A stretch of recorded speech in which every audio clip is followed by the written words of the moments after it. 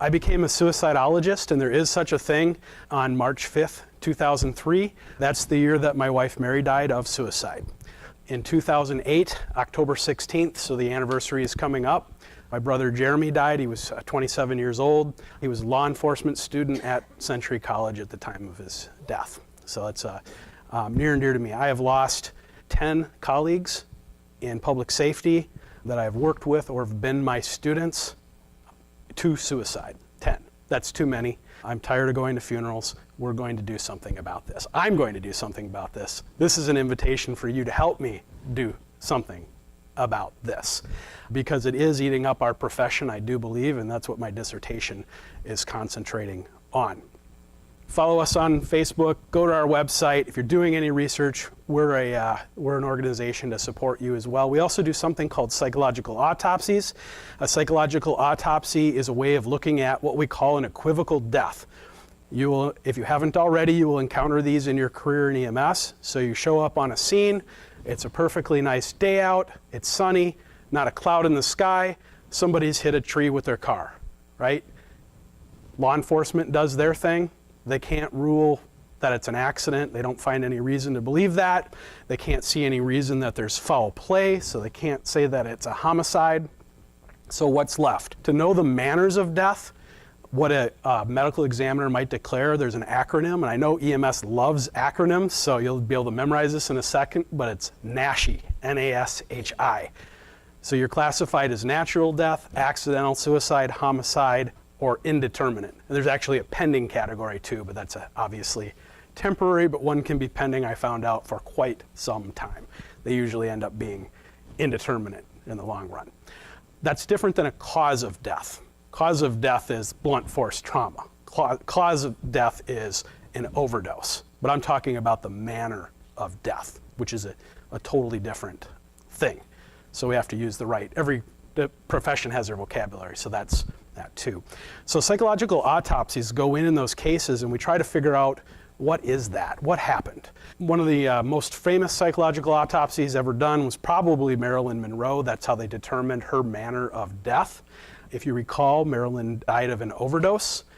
Prince, brings thoughts of things like that. What was that? What really happened? So we look at, I call it a 12 lead of somebody's life. So I look at your life, whoever's life died, the equivocal death, the unknown what's going on death, from multiple angles. So I interview your friends, family members, coworkers, clergy, coaches, whoever's close to you, and I ask a series of pre-prepared questions, and we sit down, we have a talk, I record it, gets transcribed, I bring it into analysis software and code it and look for thematic analysis and all this research stuff. And then I also look for other things. What are you reading? What are you listening to? I mean, I've done some psychological autopsies where people were obsessed with Kurt Cobain. Actually, the last psychological autopsy I did was a 16-year-old, and he was obsessed with Marilyn Monroe. His family knew nothing of how she died. So those are clues. Forensic analysis of computers, things like that. I've done that before too. And I do review the police reports and the medical examiner reports. So that's a service we provide. We used to charge for them before we were a nonprofit. They cost about $10,000 a piece. Now we do 2 to 3 of them a year free. We can do that because we're a nonprofit and we get donations. The number one group that would commission me for these reports is families where it's actually a known suicide, because they want to know what happened. Right? They want to reconstruct. I call it collecting pieces of your family's life. They want to, closure is a bad word, but they want to understand what's going on, because you never really get over that. So I'm one of only 21 board certified psychological autopsy investigators in the country. That's a certification you get from the American Association of Suicidology, and only 2 in Minnesota. So we're far and few between. I am a volunteer executive director. I actually pay to do my job. I present locally, state. I don't think there's an EMS conference I have not been at, unless it's some obscure one. I've done national presenting, American Association of Suicidology conference I did just last April, which is good to be accepted by your peers. And then 2 months ago, I went to Malaysia and presented at the International Association of Suicide Prevention. We need to do original research, and we need suicidologists. Not enough people studying it. Academically, actually I'm an alum of Inver, believe it or not. Most people don't know that. I don't always publicly say that when I teach for Century, but I did earn an associate's degree here, but I also earned one from Century. So paramedic associate's degree, liberal arts. I went up both sides of the tree, so I have a bachelor's that's EMS bent and a bachelor's is liberal arts, a master's in public health, a master's in interdisciplinary research, and then my doctorate's actually in education. So my research is focusing on the EMS, or not just EMS responders, police, fire, EMS. I have death records for going back a couple of decades. I have names, dates of birth, date of death. I have social security numbers because that is not private when you die. Veteran status, marital status, education level, primary occupation, race, ethnicity, on and on and on with different, you can see the richness of the data there. So what I'm doing is I've teamed up with the Emergency Medical Services Regulatory Board, the Minnesota Fire Service Certification Board, and now I'm working with the Peace Officer Standard Training Board to run those social security numbers through the databases for all manners of death. So I know what EMS, police, and fire are dying of in the state of Minnesota. Not just suicide, but how do the suicides stack up to natural causes? That's important too. How do they stack up to homicides? And my focus, because my doctorate is in education, is on that educational level. Trauma, psychological trauma is something that hits us all in EMS. I don't know if that's news to you or not, but you're not going to get out of this unscathed. That doesn't mean you're all going to get PTSD, but you're going to take some knocks for sure in your career, right? And there's lots of different types of psychological trauma. We can talk about that if you want, not just PTSD. We also have acute stress reactions, vicarious trauma, secondary trauma, compassion fatigue, burnout, which are two different things, and there's actually some good things that trauma does because people don't like to talk about the positive. There's also something called compassion satisfaction and post-traumatic growth. So those are all on the table if you want to go there. But trauma results in actual physiological changes to the brain.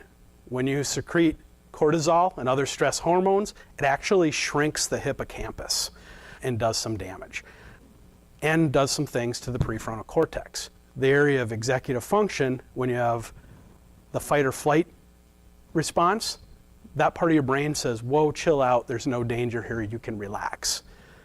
But in people like me who've been diagnosed with PTSD, that doesn't always shut off.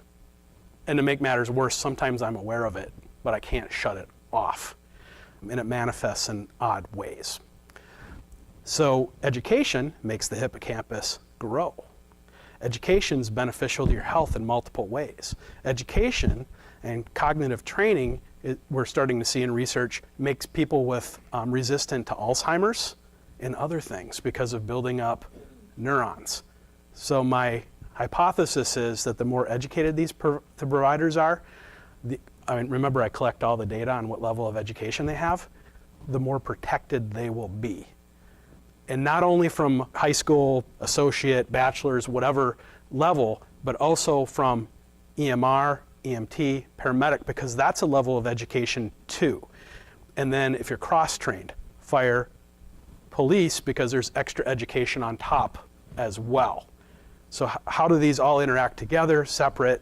We'll do a statistical analysis. If you want to get into quantitative research and logistical regressions and nerd out stuff, probably best saved for a private conversation with me because other people start drooling and their eyes will glaze over. But I'm willing to have that conversation if that floats your boat. So, that's basically it. What I would like to accomplish today is basically tell you what some of my primary interests are and some places we could go. And you'll see on your survey that I'm calling this a choose your own adventure presentation. So I don't know if I'm a little older. I don't know if you remember, if anybody my age remembers, or maybe even still have them, these books that when you were kids called Choose Your Own Adventure. So in the paper book, usually like fantasy, like killing dragons and stuff, right? So I did play Dungeons and Dragons when I was a kid, sorry. I like Star Trek, Star Wars, so now you know what I am, right? I'm a nerd. So you read the book and it says, oh, you come to the dragon. Go to page 5 if you want to pee your pants and run scared. Go to page 6 if you want to fight the dragon. That's what we're going to do. Choose your own adventure. You get to choose our path today and where we go. So Some things that are very interesting to me. First thing I want to do is just give you some quick numbers. The epidemiology of suicide is fascinating to me. In the United States, we have 44,193 suicides every year, according to the CDC.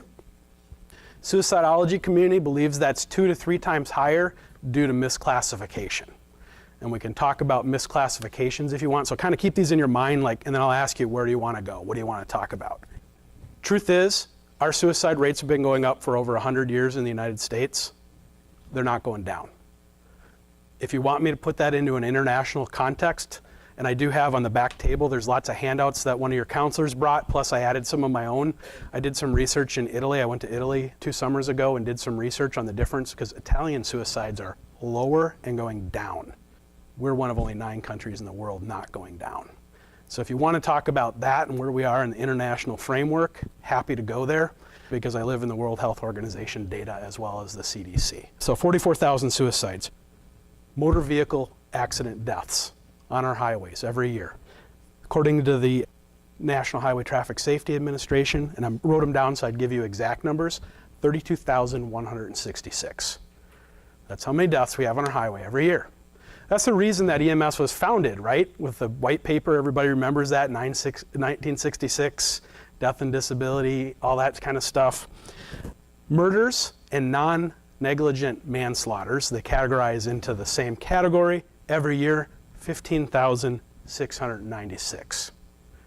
The truth about murder and homicide is that it's been actually going down pretty consistently for the last 20 years with some upticks. Yes, we have had some upticks in the last year.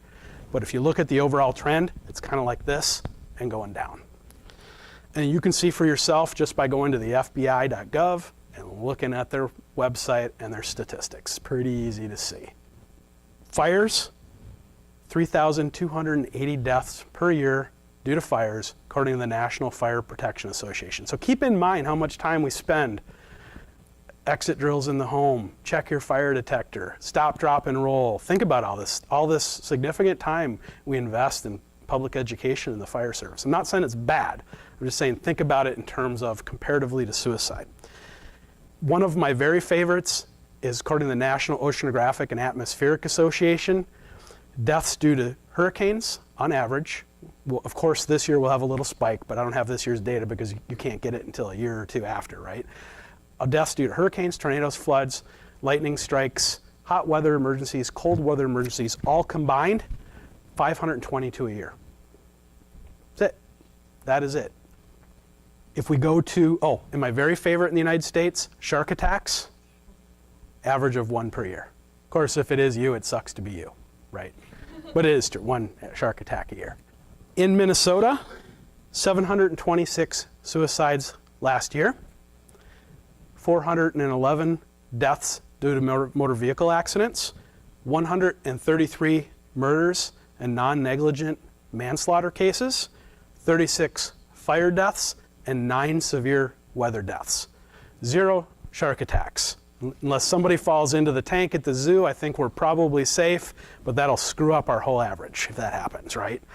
So those are the stats. So I just want to throw that out there for discussion. So I am interested in where we fit in the international picture. I'm very interested in different areas in the United States. In the back, you'll also see some research that I've conducted in Wyoming on the rates of suicide in the Intermountain West, which is known as our suicide belt in the United States. I'm very interested in that suicide belt. There is a mathematical correlation between suicide and high altitude. We can talk about that to your heart's content if you want. So that's somewhere we can go, because I have some definite thoughts and conclusions on that. We can talk about, in the wake of Las Vegas last week, we can talk about murder-suicides. I'm very interested in the theories around that. Murder-suicide is different than just murder without the suicide. We've been treating active shooters who don't kill themselves afterwards, those kind of threats, differently than murder-suicides. The same as, murder-suicides. That's a mistake. There's psychologically different pathology there. We're approaching it the wrong way. It's primarily a suicide first, and then it's a murder for various reasons. And I can go into those theories and those thoughts and some of the stats there if you want to go there. So I'm very interested in that murder-suicide piece. Other things I'm interested in, I'm very interested in Contagion. That's where your blue whale thing comes in. If you haven't heard of that game, we can talk about that. That also goes into things like the Netflix series 13 Reasons Why, and why that is such a bad thing for people. Why that's bad. So we can go all into that, and something called the Werther Effect, the Papagenno effect, which is the inverse. We can talk about this notion of contagion, suicide clusters, those kinds of things, and what that means. Of course, we can go into emergency responder statistics. I can give you some preliminary data on it. It's nothing that's been analyzed yet. You can't take it to the bank and say this is a fact yet because I'm not through with it. But I can give you some senses of where tentatively we are right now. I don't know if the data I'm finding and the trends I'm finding will continue, but I do have lots of pretty pie charts and things like that if you want to get into that. Some people love that stuff. They nerd out and go, ooh, pie charts, and all this stuff. Other people hate it and go, I don't like stats. I don't want to see numbers. So you get to direct me where you're going to go, right? And we'll do the majority wins type deal, or we can just start asking questions. But I have lots of thoughts on that. I have lots of thoughts on stigma and what causes suicide. 90% of suicides is thought are due to a mental illness. So that begs the question, what are the other 10%? I have some very definite thoughts on that. If you want to talk about psychological autopsies and more about that, you can totally go there. What does that mean? What does that look like? What do you do specifically? How is that analyzed? We can go there.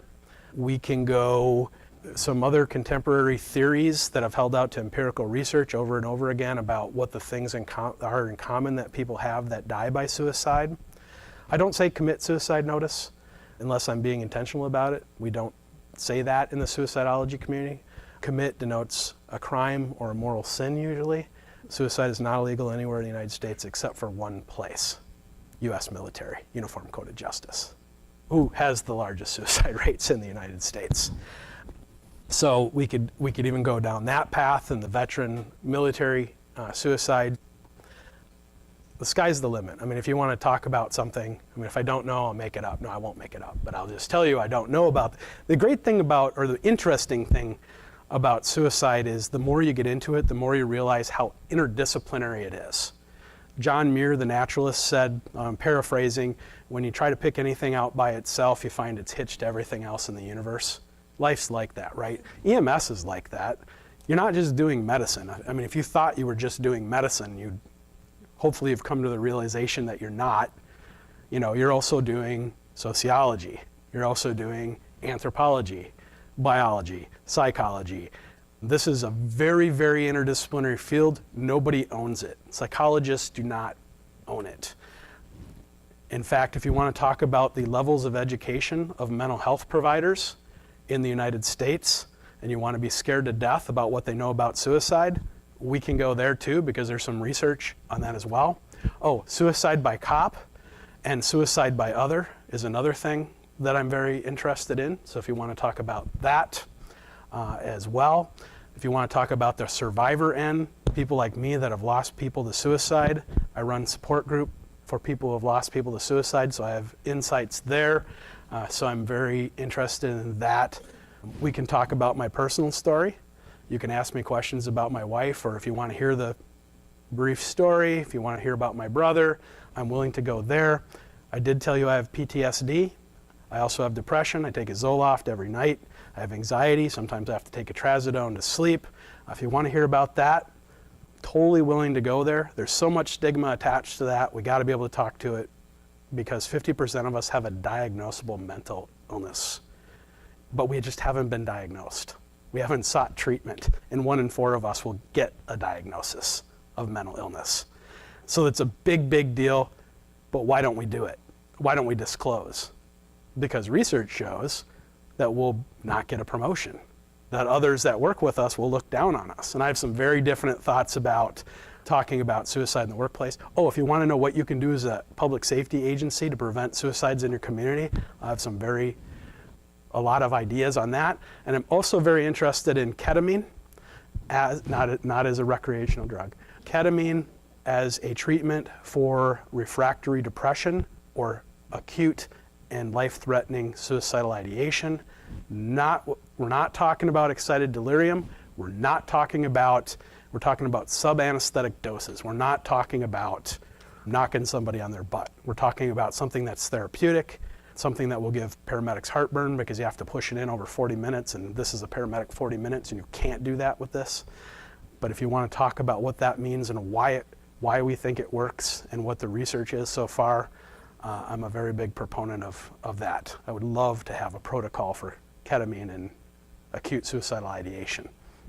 So, I've dumped on you. Oh, physician-assisted suicide. I actually have a YouTube channel, which you can go to on my website, and I actually did a paramedic-length video. That's 10 minutes. I have a friend of mine who's now died. His name is Larry. He died of pancreatic cancer. His daughter died of suicide over 15 years ago, and Larry was in one of my support groups because I facilitate one, but I also go to one that's a men only, and then my other one's co-ed. Believe it or not, men talk about death a little different privately. I don't know if there's any women only groups, but I'm not female, so I would encourage somebody who's female that's a survivor to do that. It might be a good idea. But Larry said, I want to die. I mean, I don't want to die, but I don't want to die like this. And he expressed this desire to die, and I said, Larry, I pushed him hard. How is this different than your daughter's suicide? And we had this great conversation. He's an intellectual, and I said, we need to record. Would you come in? Could we record this and just put it out there for consumption? Because I think people would find this conversation fascinating. We can talk about it, but I also have that, and I also did make a teaching guide for people who want to teach or present using that video, because my first reactions were from other people were, oh, it's just a big commercial for Right to Die and all this other stuff. No, it's not. It's slanted in Larry's wish to die, but he's the dude dying, right? I mean, so he gets the camera. But my teaching guide has all the other opposing viewpoints along with the supporting, because I think any conversation has to balance both sides. Otherwise, it's not worthwhile. You do have to understand both sides of the argument. So that was not a point lost on me. So if you download the teaching guide, you can also have resources and look up the other side, right? Because you got Larry's and then you have this. And it's an important, regardless of where you stand on it, it's an important conversation to have, I think. So that's a possibility. Yeah.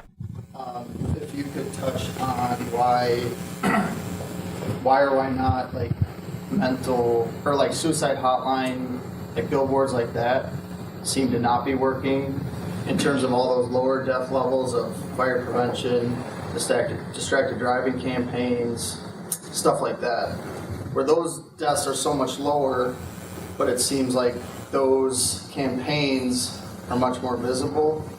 Does that make sense? I don't know that they're not working. I can't tell you they are, but I also don't know that there's data to say one way or the other. Originally, when they started doing those campaigns, they put people's pictures up. That feeds into the 13 Reasons Why and the blue whale conversation. So that feeds into the contagion. Yep. That I don't know yet. That's what I'm trying to answer the question is, how does PTSD correlate with suicides? Yes, I can address PTSD, some of the pathology, and where it is in the mental illness spectrum of causing suicides. I'm prepared to talk to that. Yes. Okay. We should talk about something positive, shouldn't we? That's what people always say when they hear my presentations. Couldn't you give us something positive? I will start out with positive is mental illness, the #1 cause of suicide, is highly treatable, 80 to 90%. We have higher success rates of treating mental illness than we do cardiac arrest. Because in case you didn't know, I hope you know, you're saving 10% of people on a good day, right? In Minnesota. I mean, that's a really good number here. And if a kid's in cardiac arrest, not respiratory, cardiac, boy, you don't have that much of a chance at all, right, if they've progressed that far. But yet, I'm guilty of it as an educator. We don't always tell you that stuff. American Heart would have, this is part of the trauma that happens later, because we don't always prepare people for the downside, and we make you think sometimes, depends on the instructor of course, that you're going to save everybody. And then you don't. And then you're devastated. And did I do something wrong? And that's why the National Registry has static cardiology, or dynamic actually. One of the little spiels that the National Registry examiners say is, in spite of your best efforts, this patient may not respond to your treatments, right? That's like a message to you. Like, you might do everything right, and the majority of the time you're still not going to save people, right? But when you do, it's really cool. So we want to talk about Contagion first. Okay, so let's talk about Contagion first. So there is such a thing as suicide contagion. It's called the Werther Effect. The Werther Effect came from a book called The Sorrows of Young Werther that Goethe wrote in the 1800s in Germany. After he published that book in the 1800s, there was a notable uptick in suicides in Europe. The Sorrows of Young Werther, Werther is the main character, and he dies by suicide at the end. It's a thwarted love story. And by the way, suicides are very, very rarely caused by one thing. Media would have you believe otherwise, probably, right? That's what we always do. Oh, they lost their job. Oh, they got divorced or whatever. No, it's not as simple as that. It's never as simple as that. It's a perfect storm. And if you want to hear more about that, you can definitely go to my YouTube channel, and I have a TEDx talk I did on the perfect storm and all those ingredients, so you can get that. So anyway, back to the Werther Effect, we noticed this, and then throughout history we started noticing it more and more. High-profile deaths, and this was fictional, right? Werther's fictional, but we started noticing it. Marilyn Monroe, Kurt Cobain. We started noting these when the media portrays suicides in a certain manner, or plays, or shows, 13 Reasons Why, that kind of thing. We started realizing there's an uptick in suicides. So what's up with that? Well, people might watch the Netflix series 13 Reasons Why. I don't know if anybody here watched it. I made myself watch the whole thing so I could speak intelligently to it. I think it is extremely dangerous. Is it dangerous to everybody? Absolutely not. It's not dangerous to everybody. But research tells us time and time again that people who are already vulnerable to suicide, that could be the straw that breaks the camel's back. And statistically, they're likely to suicide in the same manner that the character did in that movie, book, play, whatever it is. But it's not the sole reason. It's that part of that perfect storm, they're already vulnerable. And other people go, I watched it, I didn't feel suicidal. What the heck are you talking about? Well, you're not vulnerable. So it's not going to have an effect on you. And we have a tendency in all of our EMS trades magazines to report on suicide in a bad way when reporters report on that. So they'll be like, so what's a bad way? The healthy way is to talk about and acknowledge, yes, a suicide occurred. We need to be able to talk about it. The myth is that talking about suicides will cause people to suicide. That's not true. It's been debunked by research over and over again. That's the reason you can ask your patient, are you suicidal? Have you had a previous attempt? Do you have a plan? And those are all fair questions that you should document and write in your run report. Those are important questions. But depicting the actual death on the big screen or in a book, if you watch 13 Reasons Why, as opposed to the book, you'll know that they actually even changed the manner of death or the cause of death to make it more dramatic. They show her laying in a pool of blood in the middle of the gymnasium. They show her exacting revenge on all of her friends that did her wrong. They don't mention mental illness at any point. Maybe they hint around the edges at a couple places. This girl is sexually assaulted in this series, and they depict that rather graphically.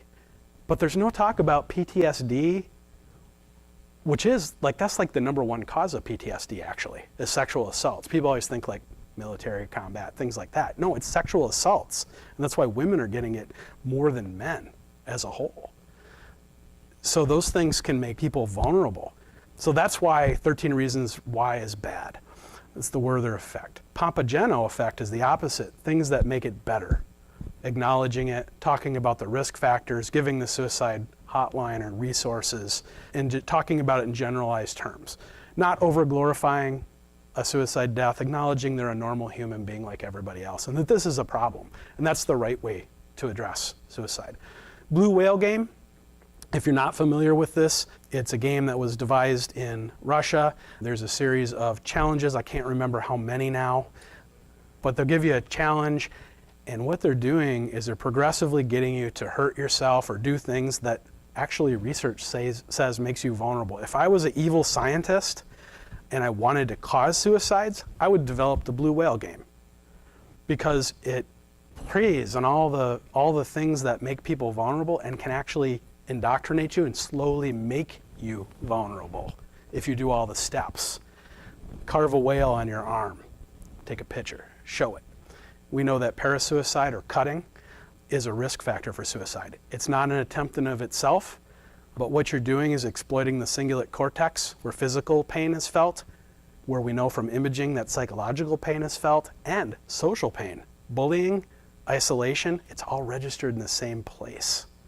What are people who are engaging in cutting doing? They're overriding extreme psychological pain to get temporary relief. But the problem is then they get used to the pain and that threshold. Then it's not hard to harm yourself. So ultimately it backfires.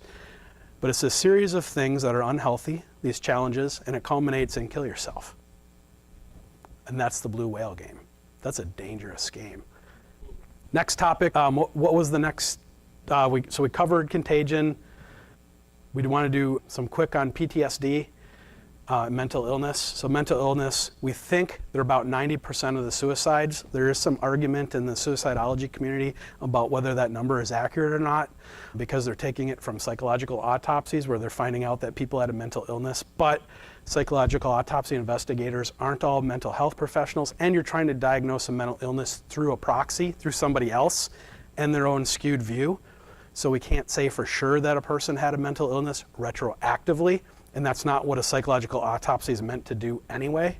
So that's where they got the 90% number. But regardless, I think that mental illness is certainly a high number. The top 4 causes of suicide, number 1 is depression. After that, borderline personality disorder, and then we have post-traumatic stress disorder, and believe it or not, nicotine addiction is highly linked to suicide, highly linked. Now that could be a chicken or the egg question, right? Are people self-medicating because they're depressed, suicidal, etc., or does that cause it? It's sort of like alcoholism, right? Chicken or the egg? Did drinking cause the alcoholism? Did the mental illness cause somebody to drink? And it's kind of a circular argument. It's really hard to unwind. If I had to say things underneath those 4, substance abuse, schizophrenia are very high on suicide things. Post-traumatic stress disorder, what were the other specific? Did I answer your question on that? Okay, did I answer yours? Okay, if you are worried about it, let me know. And then yours was the positive, post-traumatic growth. So post-traumatic growth, although it's not something that's a diagnosis, so they use the Diagnostic and Statistical Manual 5 right now, mental health professionals, to diagnose. It says if you have these symptoms or this many for this period of time or whatever, then you have this disease or that, and we categorize it. So you won't find post-traumatic growth in there. Well, for one thing, it's a positive. I don't see anything in there that's a positive, but there's a lot of literature on it. So post-traumatic growth usually almost invariably coexists with post-traumatic stress disorder. So you are the sum of your experiences and what you do with your pain, in other words. So the fact that I believe I have post-traumatic growth, so I've experienced tragedies in my life, I could sit home, sulk about it, not treat my own mental health issues that I've incurred as a result of it, and I could let it be destructive. In fact, people who lose somebody to suicide are exponentially more likely to die by suicide themselves. And actually, interestingly, if a father dies of suicide, a son is higher at risk. If a mother, a daughter is higher at risk. It's very interesting stuff. So I could sit at home and just ignore it. But it's harnessing that, and what do you do with it? It's learning something about life. It's having additional insights. I call it gifts that I didn't want, can't return, but nonetheless they're a gift. What are my gifts? I think I have more insight into the world. I think the curtain's been ripped from behind, and I see the wizard. I'm afraid there's a curtain behind him and another one behind that, but I think I'm making a difference if I do research, if I talk to you, and maybe other people will in turn make a difference, and we can change some things, and that's post-traumatic growth, whatever that is for you. It's individual. But you can have post-traumatic growth. And by the way, the hippocampus, which shrinks with cortisol release and all that, it can get bigger. It can get bigger again through therapy, post-traumatic growth things. So you can be highly treatable. People always go down this path with me. Oh, I don't want that person working with me. See, and that's exactly the attitude that causes the problem. I would rather have the pilot in the cockpit, the paramedic in the ambulance, or the cop in the squad car that's had post-traumatic stress disorder or whatever and had suicidal ideation as being treated successfully any day than the majority who are stuffing it and not getting help. Why? German wings. Remember that? German wings co-pilot locks the pilot out of the cockpit when the pilot goes to the bathroom, flies the plane into the mountains in France with everybody on board. Because it's not okay to get the full help that he needed. That's what you get. That's what you're asking for if you stigmatize, if you try to screen people out, because 50% of us have a diagnosable mental illness. So anyway, I'll get off my band on that. What else were we going to talk about? Personal stories. Oh, so I'll kind of do a Reader's Digest version of my personal story. My wife, Mary, 38 years old at the time of her suicide. Mary was a physical therapist, worked for Shriners Hospital, St. Joseph's Hospital as well. Very smart person, lived in multiple countries, took like double calculus and all this other stuff, and a very smart person. Mary had a genetic component in her family for suicide attempts and mental illness, which is strong. It's sort of like heart disease, right? My grandfather had triple bypass. Guess what I might have to have done? Triple bypass. But it's a clue and a warning, and I can do something about it. And I may or may not get there, right? Think of suicide the same way. Ernest Hemingway, I believe he had something like 8 suicides in his family. I did a family tree for myself based on mental illness and suicide and all this other stuff, and I have it on my iPad, so if anybody wants to see it afterwards, I'd be happy to share it with you, but it's scary stuff if you doubt that there's a genetic component to it at all. So anyway, Mary had that going. This was a train wreck that was coming down the tracks for a very long time. 6 different medications, social worker, psychologist, psychiatrist, electroconvulsive therapy, meditation, breath work, self-help books. She was a fairly religious person, so went down some religious counseling routes as well. Basically, everything that was available, she did. She would say, I don't want to die. Please help me. I'm afraid I'm going to kill myself because the pain is so bad. She did have a previous attempt. She turned up missing for 2 weeks, and she was found 2 weeks later in her car after a massive overdose. So that's Mary's story. My brother Jeremy, not so much an open book, gave in to the stigmas. You know, I'm not a real man for some reason. I'm less than a man. I'm morally flawed. I don't want to talk about it. All this stuff. Didn't see it coming. Did not see it coming. Put a lot of things together with his journal retroactively that he kept. He was an alcoholic. I didn't know it. I knew he had some anxiety. I knew he struggled with some depression. He assured me it was well managed. He deceived me. People only show you the parts of them they want you to see. And they also don't want to hurt you or cause you distress. You know, my wife died that way. He doesn't want to be a burden on me. It's one of the things most suicides have in common. There's actually 3 things. A perceived sense of burdensomeness, a thwarted sense of belongingness, because social connection is huge in preventing suicide. Huge. Actually, the same things that are responsible for persistence and retention in a school environment are responsible for preventing suicide. All about social connection. If I had told you to just you could only pick one thing to do, that's what I would do. That's what I would tell you to do. Those kinds of things.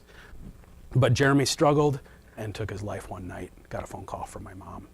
It was a firearm-related death.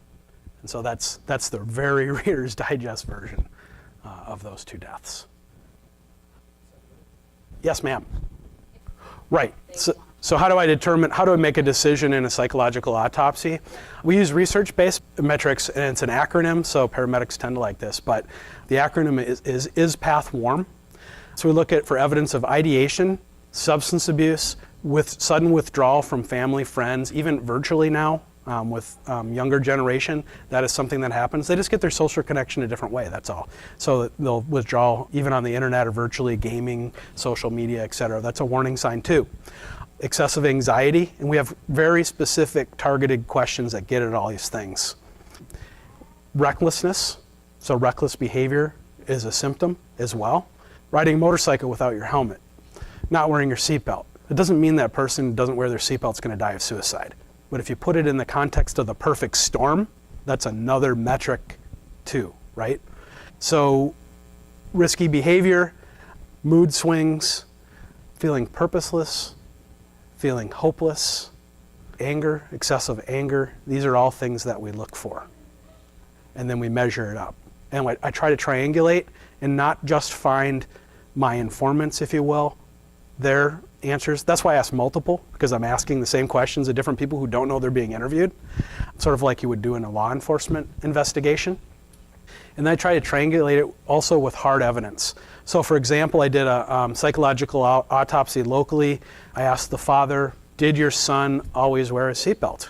Absolutely, always wear a seatbelt. Well, I asked all my questions, and then we went to the garage because he had all of his son's belongings in bins. And I'm like, can we look through them together? Okay, yeah, I haven't looked through them since he died. I'm like, well, you can be there with me. I can do it myself, whatever. No, I want to be there with you. I swear, the first box we open, ticket, failure to wear seatbelt. So I looked for stuff like that. We also did a computer forensic investigation. He had a fascination with guns that we found out about later. The last one I did with a young man, we also found preoccupation with firearms and knives.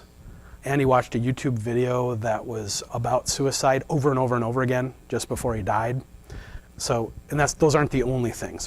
So I look for the preponderance of evidence. At the end of the day, it's still a scientific opinion. There's a couple different standards that hold up in court. There's the Fry standard and the Daubert standard if you're testifying in court.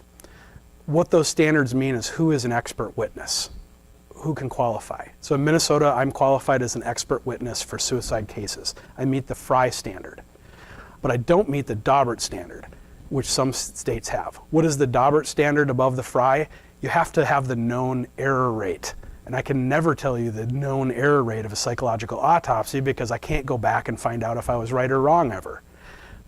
So in some states we can testify, some we can't. But at the end of the day, yes, it is still a very educated opinion. And whether the ME accepts that or not, that's up to them if they're commissioning it. With the family, I just give them the facts, in my opinion, and I've never had somebody not good with that. Yeah, great questions. There are 44 fire departments in Minnesota that have been impacted by the suicide of at least one firefighter. I'm not done tallying police and EMS agencies, but I can think of 7 EMS agencies right off the top of my head, and probably double that in law enforcement. I would say a very conservative estimate is 70 public safety agencies across the state. Very concerning, very, very concerning. Natural is our primary cause of death. Accident, suicide, homicide. So is there any correlation between rural or urban firefighting, paid on call or volunteer or full-time fire? All I can do, I haven't crunched those numbers. All I can tell you is what research has already been done and what that research says.